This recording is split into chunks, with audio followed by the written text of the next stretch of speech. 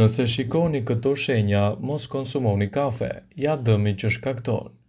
Një mjek ka paralajmëruar se një simptom befasuese në gjuhën tuaj mund të sinjalizojë se nuk duhet të pini kafe. Anis Klav zbuloi se ekziston një kontroll i thjeshtë që mund të bëni në shtëpi. A i dini nëse duhet të pini kafe ose jo? Nëse doni të dini përgjigjen, duhet të nxirrni gjuhën jashtë. Mund të shikoni në pasqyrë dhe të bëni një provë të vogël për ta zbuluar. Në rastet se keni shumë të çara në gjuhë, në një stres të trashë të verdh, ndoshta nuk duhet të pini kafe, citoi ai.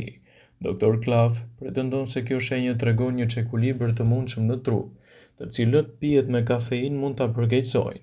Ndonse ai nuk hyri në shumë detaje, eksperti tregoi se duhet të jeni të kujdesshëm me sasinë e kafeve që konsumoni në ditë, pasi siç e dini, ndikimet negative do të jenë të mëdha, sidomos nga teprimi me sasinë e kafes dhe mënyra të gabuara të konsumit të saj.